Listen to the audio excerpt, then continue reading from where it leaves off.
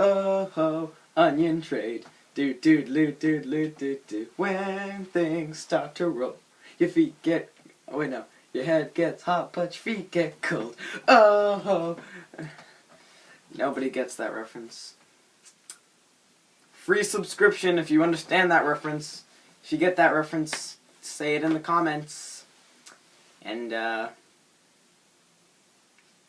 yeah, new episode, yeah. So welcome back to Steven Universe Vlogs, and today's episode is Onion Trade.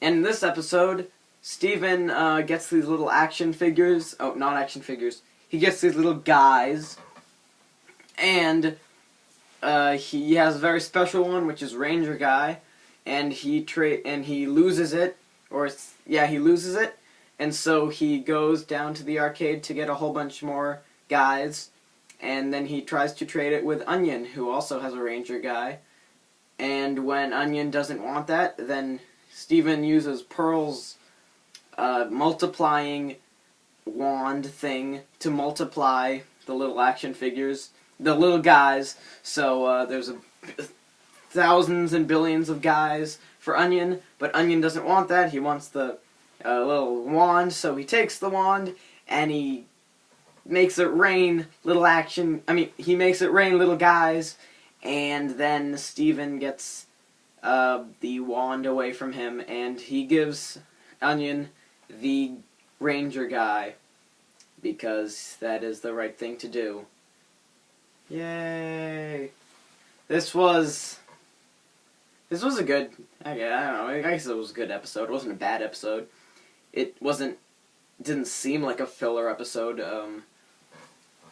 There was definitely thought put into it. The Onion, who has been in a few other episodes, which I think I described as Vault Boy from Fallout mixed with a McFlurry, he is given more depth.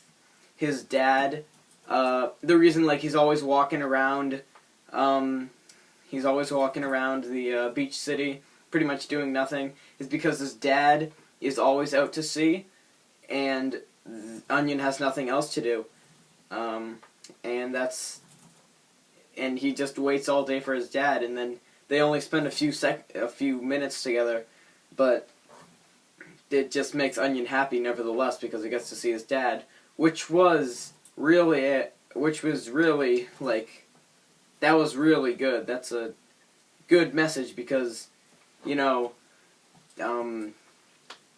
do I put this into a metaphor? I'm not going to put it into a metaphor, I can't think of one, but I don't know, yeah, that's a good lesson, because sometimes things are like that, not that I know, but I know that some parents, and their children, have a divorce, or maybe their parents are in jail or something, and they only have maybe a few seconds to see the other parent, but even if that few seconds is, only a few seconds, it's still very valuable time to that person, which is also expanded upon when Steven is talking to his dad in a funny scene. Steven's talking to his dad, and he's talking about that one, a day at the beach they had, which is when Steven got the Ranger Guy, and just remembering what a fun time at the beach they had was enough for Steven to really cherish just a little piece of plastic. There's nothing wrong with cherishing pieces of plastic, okay? They're not plastic, they're vinyl collectibles, they're designer figures, they're not dolls. I'm looking at you. But it was a nice little part. There's a funny part, showing how different, how his dad and he differ depending on the subject.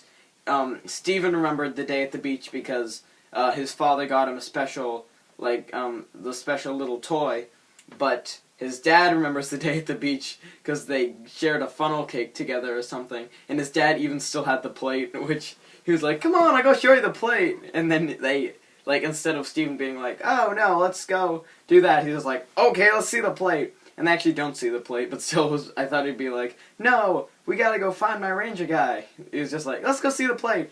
Okay. Which also shows how this show, it's more, as much as I love Adventure Time, and dare I say it, I actually like Adventure Time at the moment more than I like this show. Not that I don't like this show, obviously, but while I do really like Adventure Time, and I do like it to a bit of a higher extent than this show, Adventure Time isn't exactly Finn and Jake sitting around like, Finn and Jake sitting around. Jake's like, I'm gonna go get a piece of pizza. And Finn's like, go get me a piece of pizza. He's like, okay. And then they just, Finn's just waiting there, or they focus on Jake getting a piece of pizza. And then he comes back. It's just like, here's a piece of pizza. Thanks. Then they eat the pizza, and then they have another discussion.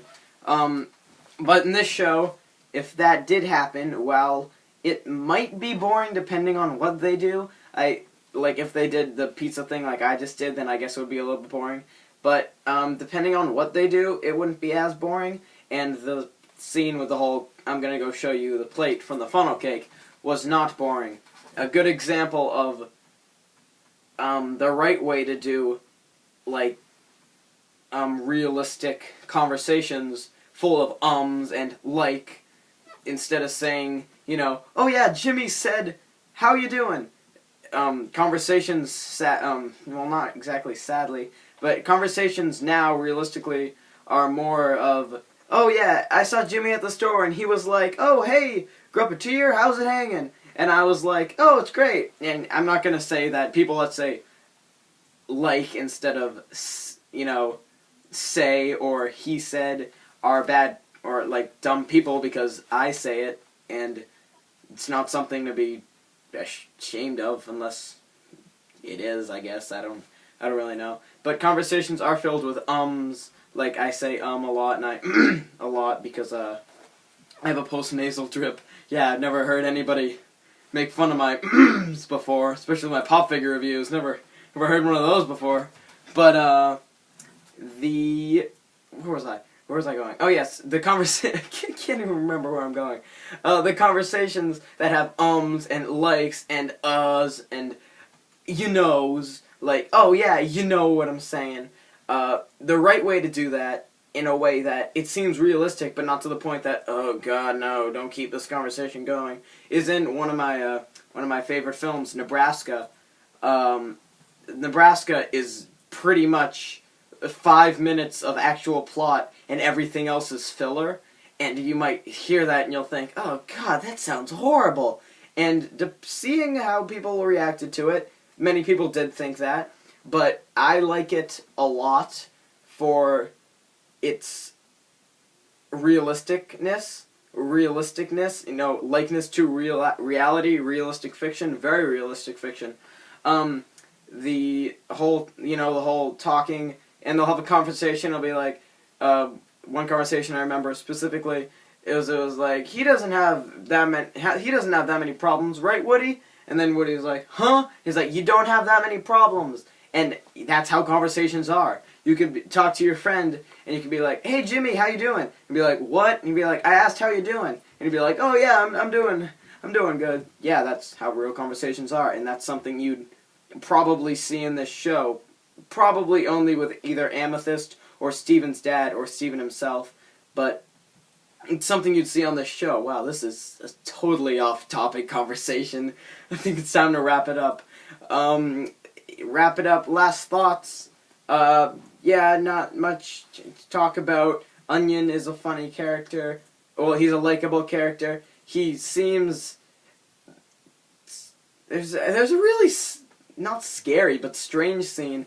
Onion throws a whole bunch of ketchup packets on the ground, runs over it with his motorbike, and then crashes the motorbike as it explodes, and the fires in the background, it's illuminating his face.